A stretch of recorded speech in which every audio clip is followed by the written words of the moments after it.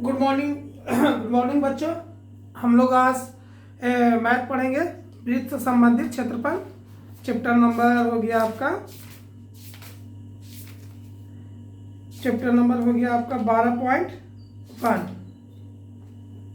तो 12.1 का हम लोग देखेंगे कि क्या है। तो 12.1 में पहला क्वेश्चन है एक्सरसाइज 12.1 एनसीईआरटी।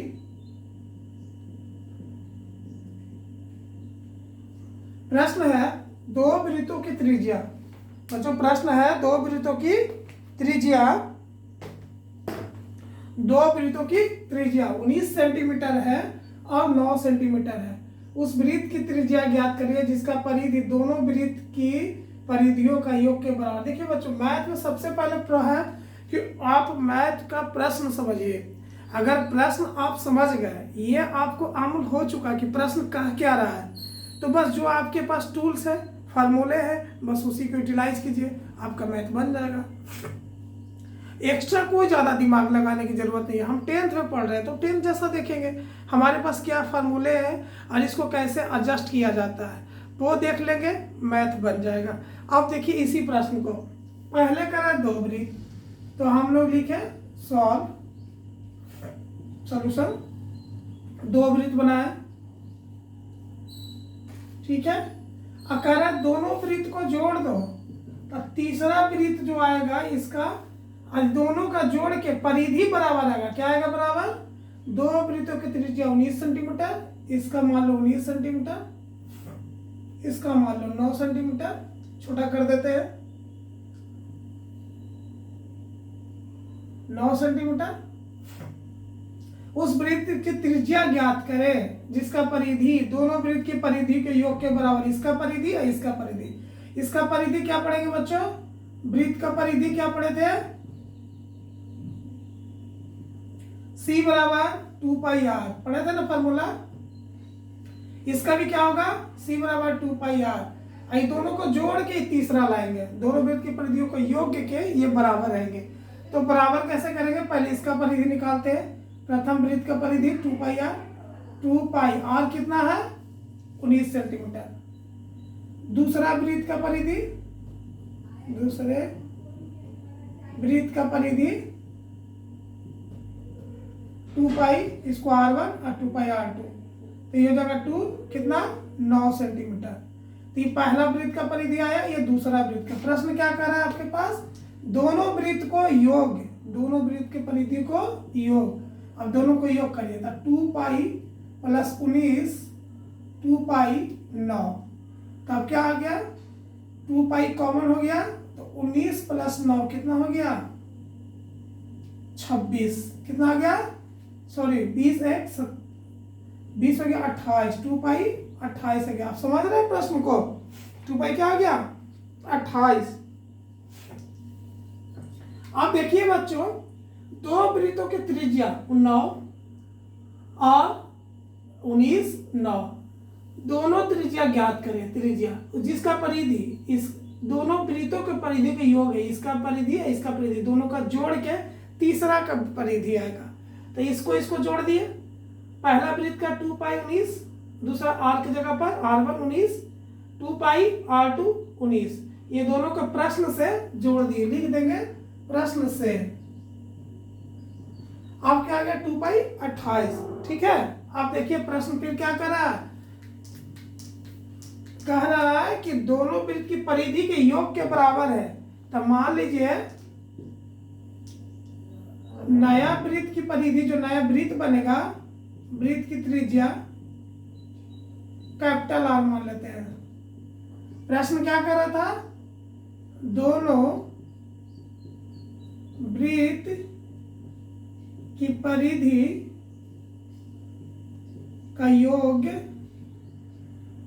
इक्वल टू नए वृत्त की परिधि।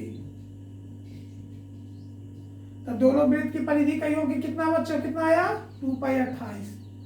2π 28 इक्वल टू नए वृत्त की परिधि का फॉर्मूला क्या होगा? चाहे कुछ भी हो, 2π r। 2π से 2π कट गया, r इक्वल टू 28 सेंटीमीटर। मतलब नए वृत्त की त्रिज्या कितना हो गया 28। और परिधि ज्ञात करने कहता है तो परिधि निकाल लेंगे, एरिया कहेगा तो एरिया फार्मूला लगा के, लेकिन कहा नहीं है इसलिए नहीं निकालेंगे, एरिया हो जाता है 2 पाई आर जाता। आशा है कि आप ये समझ गए होंगे सवाल। ठीक है, अब नेक्स्ट सवाल में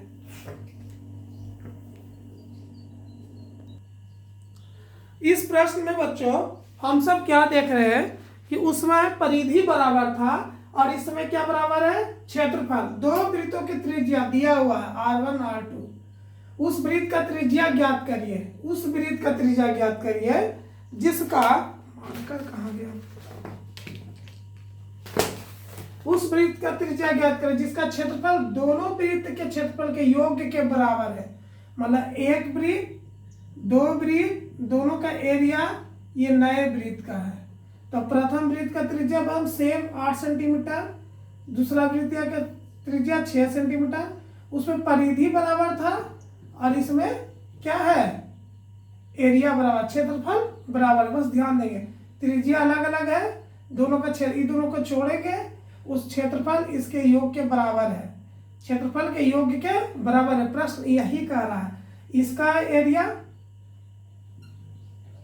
इक्वल टू इसका एरिया इक्वल टू इसका एरिया, मतलब दोनों का एरिया एक एरिया के बराबर है। तो इसका त्रिज्या क्या होगा, तो 8 से 14 इसे जोड़ेंगे तो गलत हो जाएगा ना। अब इन्हें जोड़ेंगे कर त्रिज्या 8 1 का 6 तो 8 से 14 इसे गलत हो जाएगा। अब देखिए क्या करना है, तो प्रथम वृत्त का क्षेत्रफल क्या होता है बच्चों पाई आर स्क्वायर। तो इसका त्रिज्या कितना है R1 कितना है 8 सेंटीमीटर, अब R2 6 सेंटीमीटर। तो यहाँ पर लिखेंगे पाई 8 का स्क्वायर 64 सेंटीमीटर स्क्वायर। इसी तरह लिखेंगे दूसरे वृत्त का क्षेत्रफल क्या होगा बच्चों पाई R2 का स्क्वायर, R2 कितना है 6, तो 6 का स्क्वायर 6 छक्का 36 सेंटीमीटर स्क्वायर। प्रश्न क्या कह रहा है, कह रहा है उस वृत्त का त्रिज्या ज्ञात करें जिसका दोनों वृत्त के क्षेत्रफल के जोड़ के योग के बराबर है, मतलब नए वृत्त का। तो प्रश्नानुसार या फ्रॉम प्रश्न से क्या कर रहा है दोनों, यही लिख देते हैं प्रश्न से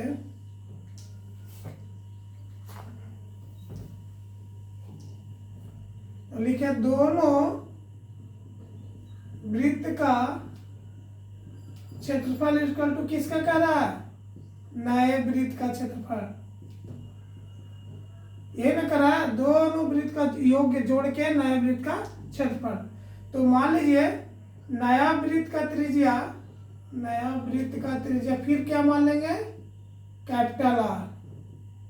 ठीक है, तो दोनों वृत्त का तो पहला के कितना आया पाई 64, दूसरा कितना आया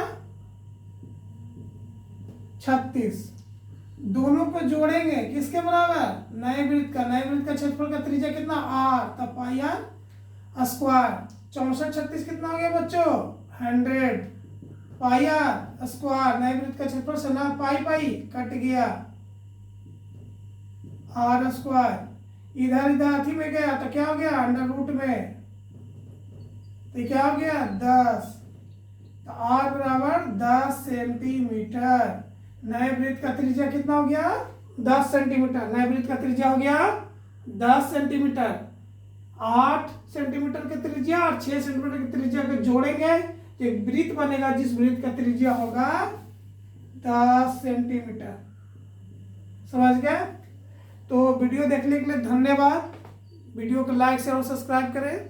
बाकी प्रश्न जो है 3 वो नेक्स्ट वीडियो में आएगा, इसलिए नेक्स्ट में आएगा, समय का थोड़ा अभाव है। जय हिंद, जय भारत, थैंक यू।